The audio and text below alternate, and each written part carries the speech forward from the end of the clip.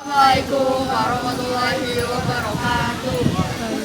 Jadi kami dari kelompok 1, kita sekarang sudah sampai di Museum Sejarah Jakarta. Jadi ikutin aja terus video ini.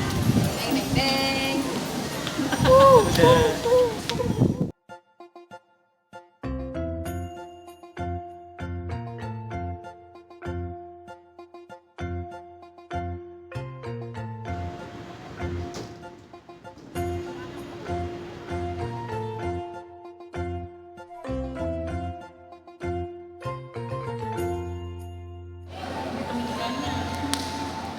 Assalamualaikum warahmatullahi wabarakatuh.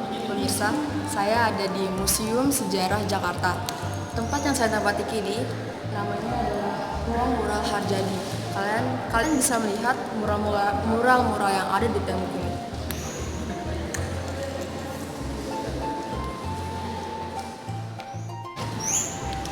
Kini saya akan menunjukkan ruang Diponegoro saat diasingkan.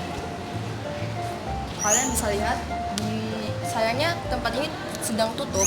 Jadi saya sudah masuk dan di dalam sana itu tempat ruang bawah tanah paling bawah adalah tempat-tempat para penjahat-penjahat yang kelas rendah dikurung. Dan di atasnya itu adalah tempat Cut Nyak Dik, Cut Nyak Dien dikurung, dan paling atas itu adalah tempat Diponegoro dikurung. Sekian. Ruang Diponegoro, saya akan menunjukkan di sebelah sana adalah Museum Wayang. Dan di sana itu, ujung di situ itu adalah tempat kantin, dan di sana adalah musola. Kini saya akan menuju ke gedung setelah ruang Diponegoro. Ikuti saya.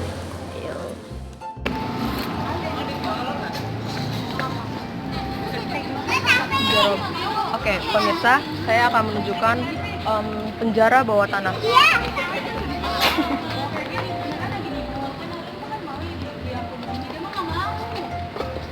Ini adalah penjara bawah tanah zaman dulu. Mungkin kalian bisa melihat dalamnya seperti apa. Oke, pemirsa, kini saya akan masuk ke gedung pintu utama dari Museum Sejarah Jakarta.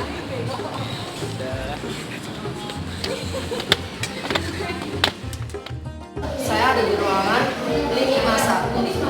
Di sini kalian bisa lihat gambar sebelum Kalapa menjadi Jakarta. Kalian bisa lihat tentang gedung Masehi dari 3500 sebelum Masehi sampai tahun 2016.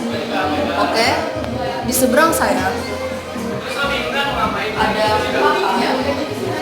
Di sini museum ini dibangun pada tanggal 25 Januari tahun 1770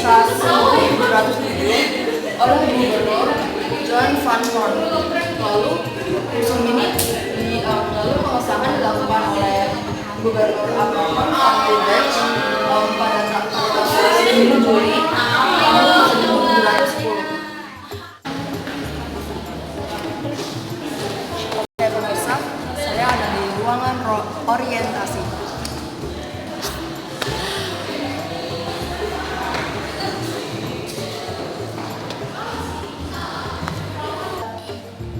Oke pemirsa, kini saya ada di ruangan di saat bangsa Indonesia berinteraksi dengan bangsa Eropa. Oke, di sini adalah perjanjian Sunda Portugis pada tahun 1522. Di sini adalah tugu di saat perjanjian Sunda dan Portugis disahkan.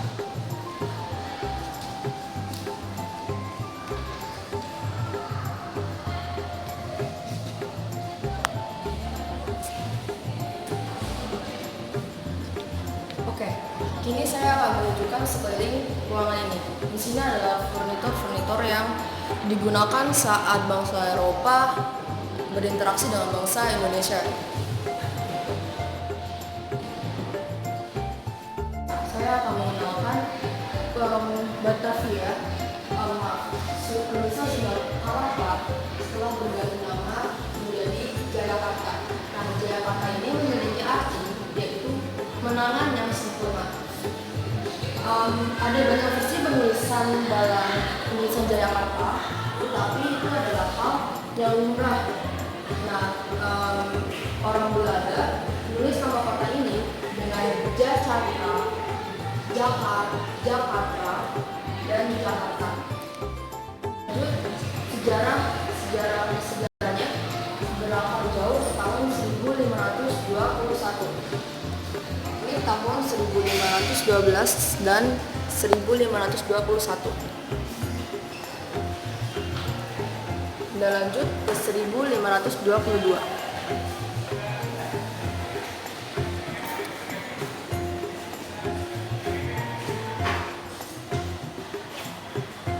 Lalu lanjut ke tahun 1523.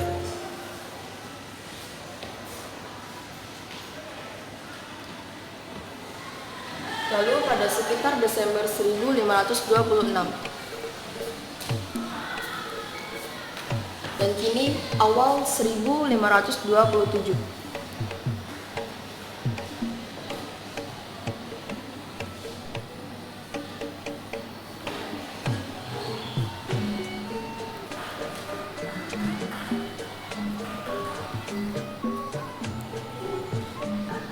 Oke pemirsa, ini adalah pedang yang digunakan pada zaman dahulu.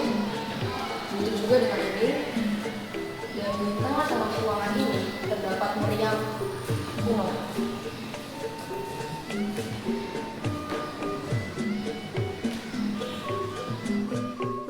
Setelah ruangan tadi, kini kami akan masuk ke ruangan Buni ke Jabodetabek.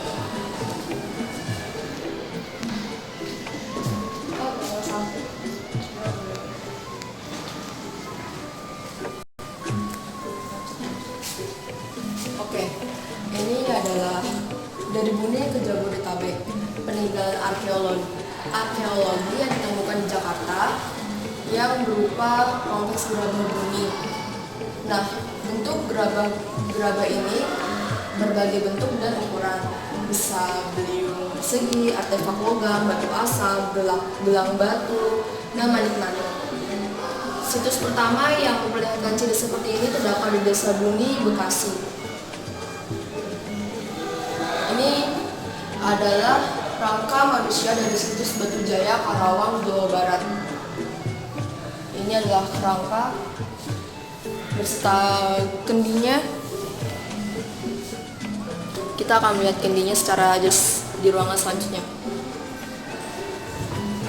Oke, ini adalah beberapa jenis gerabah Buni.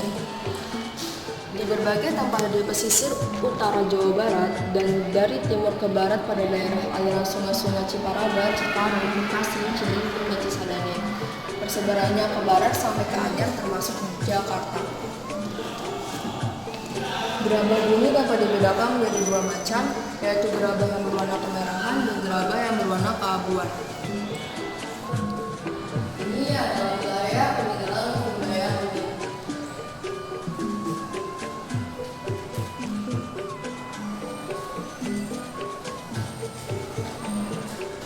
Oke, sekarang saya ada di ruangan masa bercocok tanam dan perunggu besi.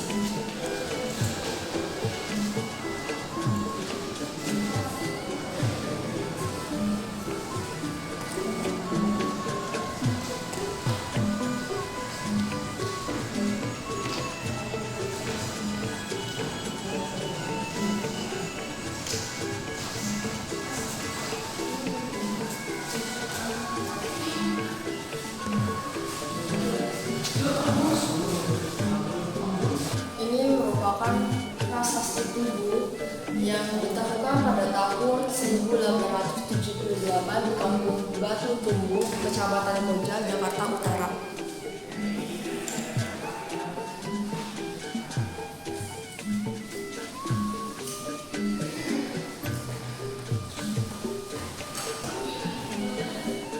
Oke, di sini ada patung yang merupakan sistem kepercayaan Tarumanegara.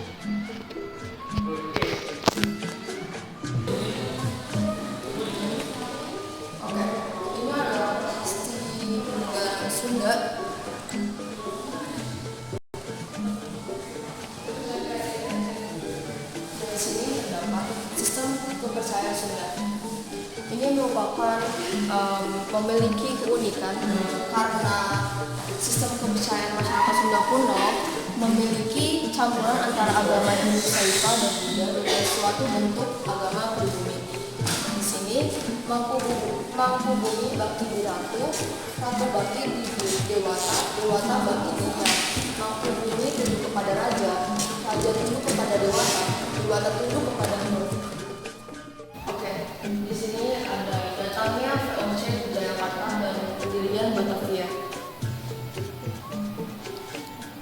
Lalu di sini ada dari 1610 sampai 1619 sejarah FOC.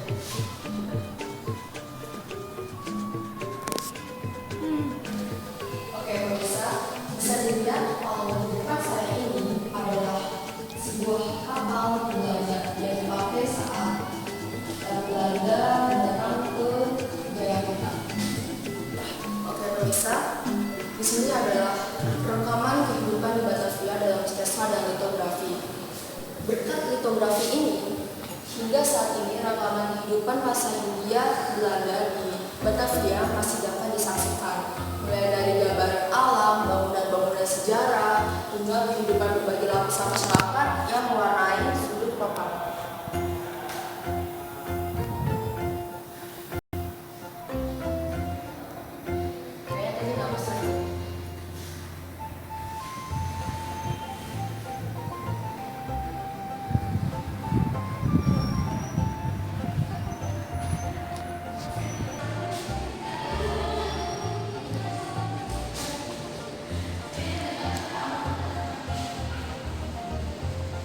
Saya akan bacakan sedikit cerita yang ada di teluk ini. Jadi, Banda Neira, sekelompok kecil kepulauan yang merupakan bagian dari Kepulauan Maluku, adalah kepulauan yang diperebutkan dalam perdagangan rempah-rempah yang diperebutkan oleh Inggris dan Belanda di dalam rentang waktu 1585 sampai 1620.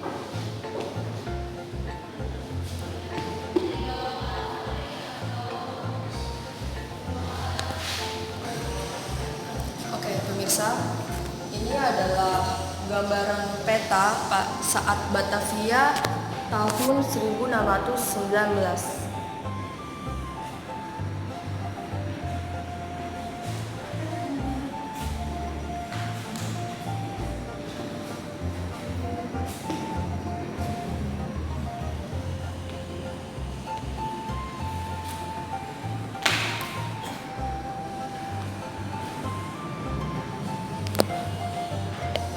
Oke, setelah tadi kalian melihat, sekarang kita pindah ke Batavia pada tahun 1650. Kalian bisa lihat begitu beda dari peta yang tadi sebelumnya. Di sini sangat banyak bangunan.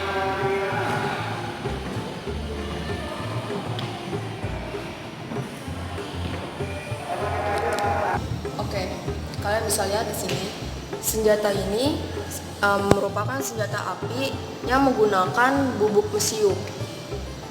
Oke, lanjut pindah ke sebelah sini. Ini juga senjata api. Bedanya ini adalah senjata api jenis pemuras yang digunakan oleh tentara Eropa pada abad ke-18. Oke, pemirsa, kini saya ada di ruangan Sultan Agung. Di sini ada sketsa senjata-senjata perang yang digunakan pada tahun 1973. Ini adalah senjata tombak. Ini kalian bisa lihat di belakang saya, merupakan lukisan yang dilukis oleh S. Sujojono.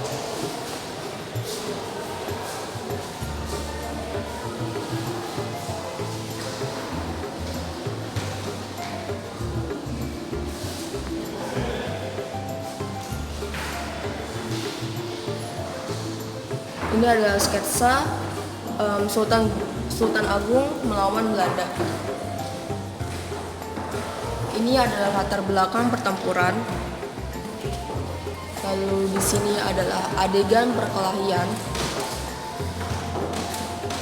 itu adalah gaya-gaya perkelahian yang mereka pakai saat itu. Lalu ini adalah gambaran saat tentara Belanda lari tunggang langgang untuk kabur dari para penjajah.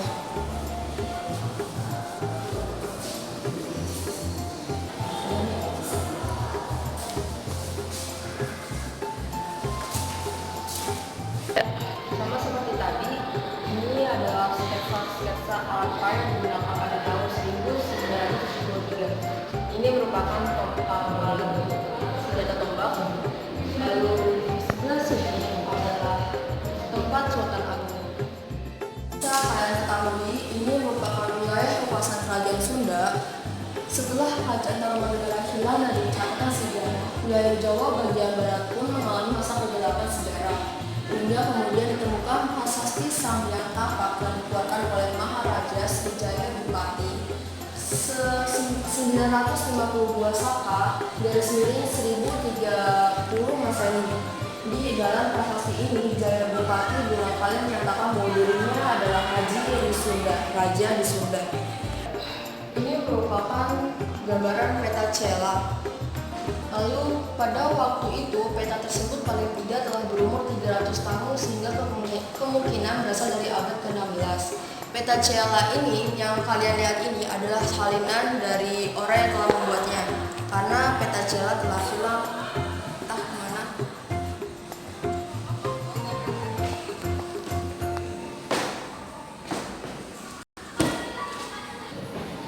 Oke, setelah kalian lihat ruangan tadi, kini saya akan naik ke lantai atas. Capek. Sekarang saya ada di lantai atas dan sini merupakan miniatur yang dipakai pada zaman dulu.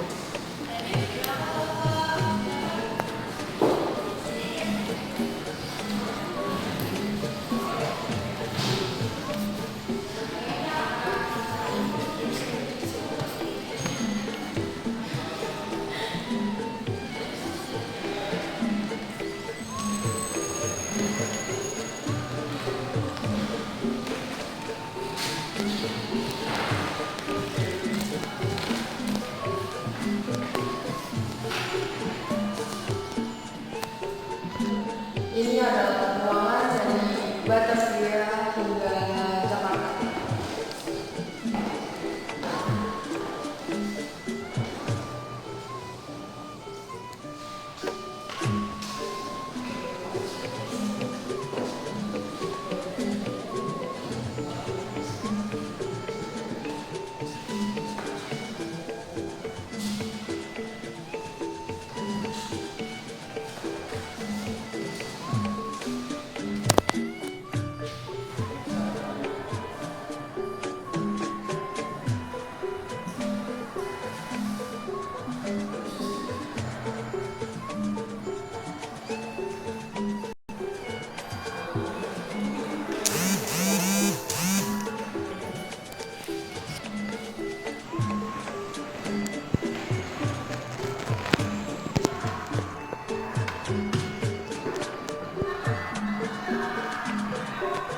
Ini merupakan hiasan yang dipakai untuk pengantin Betawi.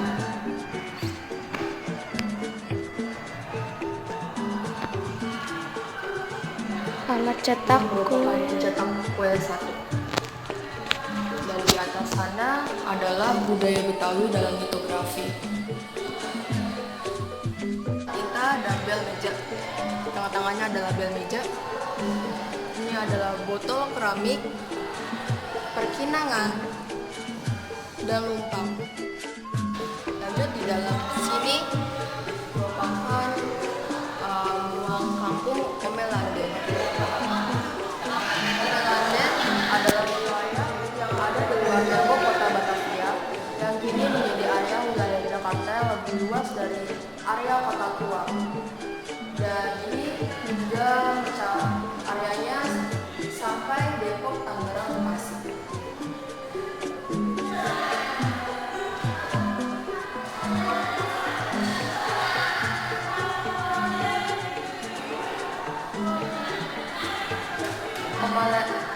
Landen dihuni oleh berbagai macam etnik, baik yang datang maupun didatangkan ke Batavia.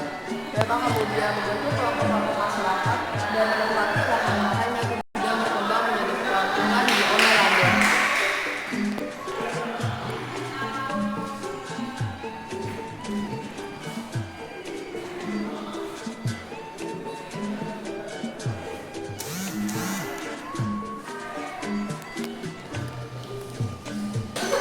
Ini merupakan mata jenis uang yang dipakai saat zaman dahulu. Bisa dilihat bentuk kecil dan besarnya uang tersebut. Uang yang sebesar kertas origami hingga sekecil kertas uang monopoli. Uang kertas ini dipakai saat masa pendudukan Jepang. Dan uang ini merupakan uang kertas setelah kemerdekaan. Dan ini adalah uang kertas Jenderal Sudirman. Ya. Ini adalah ruangan balai kota. Di ujung sini ini merupakan perubahan balai kota sebelum menjadi pusat kota.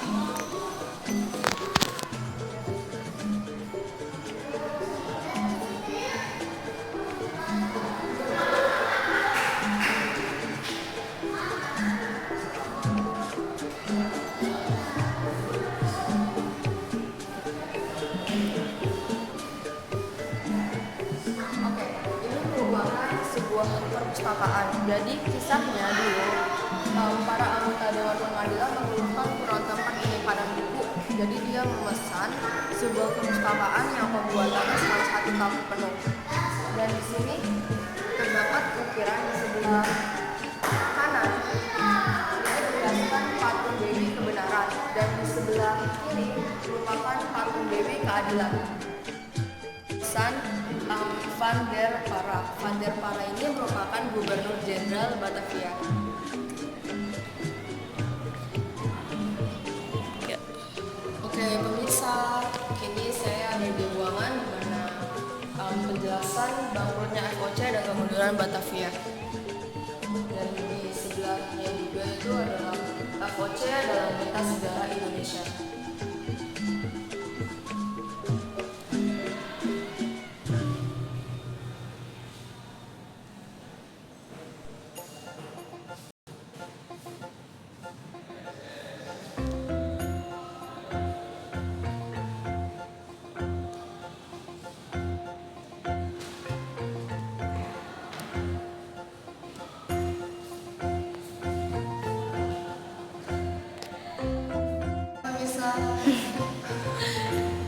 Saya ada di ruangan miniatur. Ini uniknya, miniatur ini merupakan gaya lokal Nusantara yang dipengaruhi gaya Eropa dengan terkadang dipengaruhi sentuhan gaya Inggris dari daerah koloni Belanda.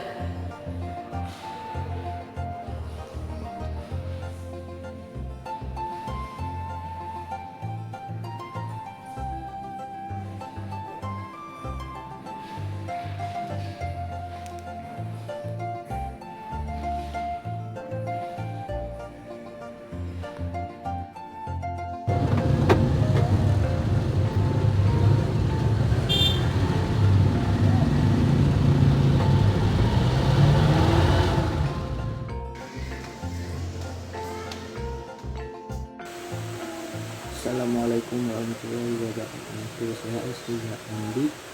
Saya dari kelas 11 absen 9. Saya sekarang akan menjelaskan pesan-pesan dari saat dipetik.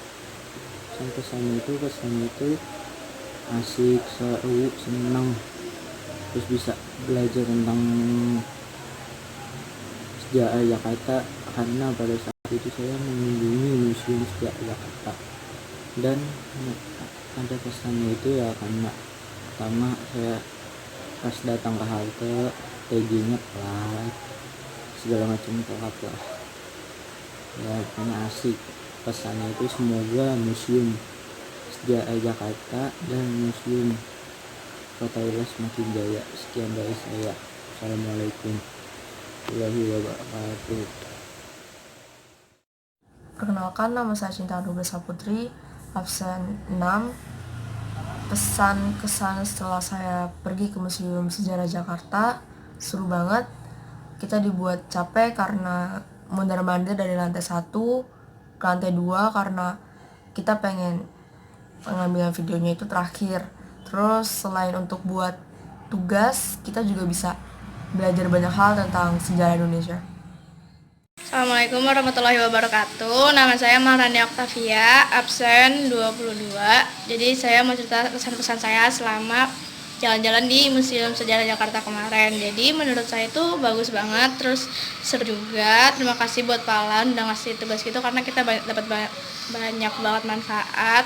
Walaupun capek dan segala macam, tapi itu seru banget sih. Terima kasih. Halo guys, Assalamualaikum warahmatullahi wabarakatuh. Saya Indah Nolia Jara dari kelas 11 IPS 2, nomor absen 16. Nah, jadi di sini saya akan menceritakan kesan-pesan saya selama ada di Museum Sejarah. Nah, jadi di sana itu tempatnya bagus, rapi, dan orang-orangnya ramah. Nah, di situ juga menjelaskan secara rinci dan detail dan juga ada gambarnya. Nah, walaupun capek, tapi tuh kita senang bisa di situ karena kita bisa baca-baca sejarah-sejarah yang ada di situ dan menambah wawasan kita yang tadinya tidak tahu menjadi tahu. Terima kasih.